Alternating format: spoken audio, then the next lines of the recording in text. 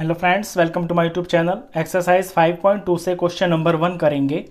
What fraction of a clockwise revolution does the hour hand of a clock turn through when it goes from 3 to 9। Question कहता है कि अगर घड़ी के अंदर जो घड़ी की आवर हैंड की जो सुई है ना, वो क्लॉकवाइज रिवॉल्यूशन करती है, यानी कि क्लॉकवाइज का मतलब है अपनी ही डायरेक्शन में चलती है जैसे घड़ी एक्चुअली में चलती है। तो 3 से 9 पे अगर वो पहुंचती है तो वो पूरे ये जो क्लॉक है इसका कितना फ्रैक्शन रिवॉल्यूशन कर लेगी, ये क्वेश्चन है। चलिए क्वेश्चन की शुरुआत करते हैं। सबसे पहले जो पार्ट है वो है 3 to 9 और बात चल रही है आवर हैंड की। तो लेट सपोज यहां पे आवर हैंड होगी आपकी। पहला जो पार्ट है 3 to 9 है, तो जब 3 पे होगी आवर हैंड तो यहां पे ऐसे दिखाई देगी ये, और जब मूव करेगी क्लॉकवाइज जैसे घड़ी चलती है तो 3 से 4 पे जाएगी, 4 से 5, 5 से 6, 6 से 7, 7 से 8, 8 से 9। तो ये यहां से मूव करके और 9 पे आ जाएगी। अब आपको निकालना है इसमें रिवॉल्यूशन का जो फ्रैक्शन है ना, वो निकालना है। और फ्रैक्शन निकालने का क्या तरीका होता है, जो टोटल चीज होती है वो नीचे लिखी जाती है। फ्रैक्शन यही तो होता है कि टोटल तो नीचे लिखा जाता है और जिस चीज का फ्रैक्शन निकाला जाता है वो वैल्यू लिखी जाती है ऊपर। अब यहाँ पे जो टोटल है यहाँ पे आपका एक सर्कल जिसके अंदर टोटल 12 काउंटिंग्स हैं। इट मींस 12 तो लिखा जाएगा नीचे और ऊपर लिखा जाएगा कि 12 में से कितने पार्ट्स इस सुई ने मूव किए हैं। अब 3 से 9 आप काउंट कर लीजिए कितने पार्ट्स मूव कर रही है ये।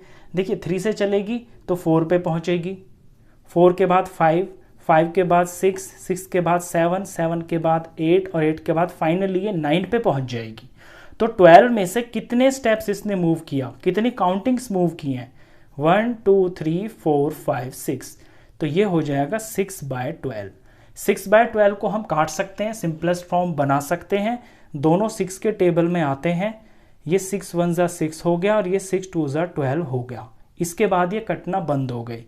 इट मीन्स 1/2 रिवॉल्यूशन, यानी पूरे चक्कर का हाफ। अब हाफ ही तो हो गया ये, आप खुद ही देख लीजिए। यहां से यहां तक कि आधा ही तो चक्कर हो गया, आधा यहां पे हो गया। इस तरह से आपको बाकी के ये सारे पार्ट्स करने हैं। हर बार नीचे 12 ही लिखा जाएगा क्योंकि घड़ी के अंदर टोटल काउंटिंग्स 12 होती हैं और जितने स्टेप्स आपकी सुई मूव करेगी वो चीज ऊपर लिखी जाएगी। उसके बाद आपका आंसर आ जाएगा। बी पार्ट देखिए। बी पार्ट के अंदर 4 to 7, यानी 4 पे है सुई और फिर वो 7 पे पहुंच जाएगी। तो हम यहाँ पे पहले ये काउंटिंग लिख लेते हैं कि कितने स्टेप्स इसने मूव किए। 4 से चलना शुरू करेगी तो 5 पे पहुंचेगी, फिर 6 पे पहुंचेगी, फिर फाइनली 7 पे पहुंच जाएगी। तो इसने 3 स्टेप्स मूव किए हैं। इट मीन्स हमारा जो आंसर होगा वो होगा 12 नीचे और 3 ऊपर।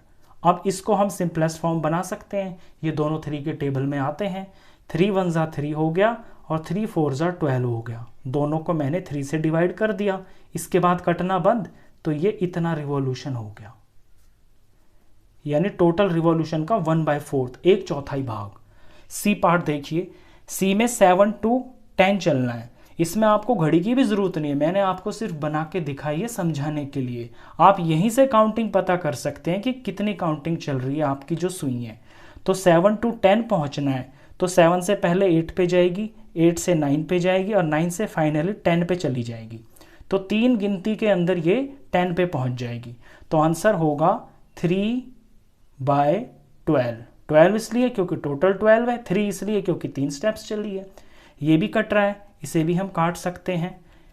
3 1 जा 3 हो गया, 3 4 जा 12 हो गया और ये हमारा रिवॉल्यूशन है। तो 3/4 रिवॉल्यूशन। डी पार्ट देखिए। 12 to 9। अब 12 to 9 चलना है और यहां बुक में लिखा भी हुआ है कि क्लॉकवाइज ही चलना है। ध्यान देना इस बात पे। क्लॉकवाइज का मतलब है घड़ी की तरह ही चलना है। अभी जैसे कि आप 12 पे हो, ये है आपका 12 और 12 से पहुंचना है 9 पे। तो ऐसा नहीं कर देना कि 12 से इस तरफ गिनने लगो, ये उल्टी डायरेक्शन मानी जाएगी, एंटी क्लॉकवाइज। जब क्लॉकवाइज की बात करें तो जैसे कि क्लॉक चलती है 12 से पहले 1 पे जाएगी, 1 से 2 3 4 और फिर जाके वो 9 पे पहुंचेगी। तो काउंटिंग गिन लेते हैं यहाँ पे 12 से 9 पहुंचने में कितने स्टेप्स लगेंगे इसे।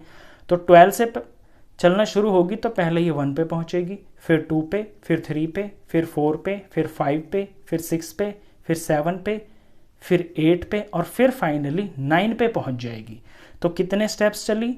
1 2 3 4 5 6 7 8 9, 9 स्टेप्स चलिए। तो 9 ऊपर होगा, नीचे 12 होगा।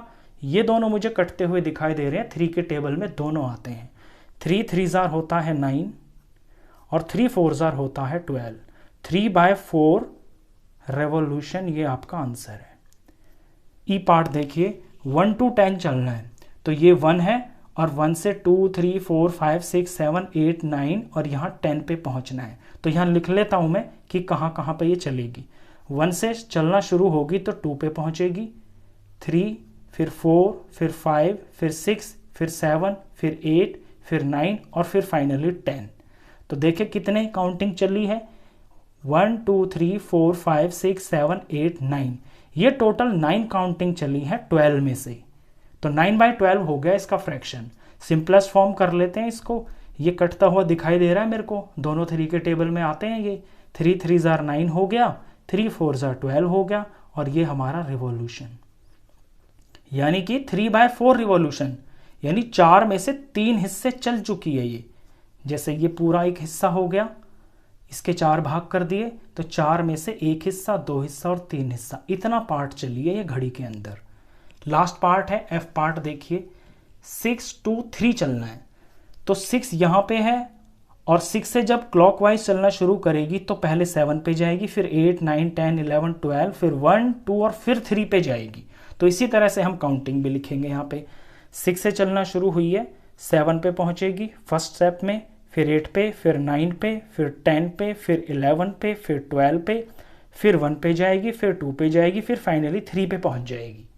स्टेप्स गिनते हैं, 1 2 3 4 5 6 7 8 9। यहाँ भी इसने 9 काउंटिंग्स को कवर किया है, टोटल है 12। तो 9/12 हो गया इसका फ्रैक्शन। इसे सिंपलेस्ट फॉर्म बना लेते हैं। ये दोनों के दोनों 3 के टेबल में आते हैं, 3 से मैं काट सकता हूँ इनको। तो 3 3 जार होता है 9 और 3 4 जार होता है 12। काटने का मतलब है किसी सेम टेबल के टेबल में ये आते हो। तो ये डिवाइडेड बाय 3 किया है मैंने दोनों को, तो 3 आ गया और ये 4 आ गया। ये इसका फ्रैक्शन हो गया और ये रिवॉल्यूशन है। तो रिवॉल्यूशन आपको यहाँ ज़रूर लिखना है। लास्ट पार्ट था, क्वेश्चन खत्म। नेक्स्ट क्वेश्चंस के लिए मिलते हैं नेक्स्ट वीडियो में। तब तक के लिए गुड बाय।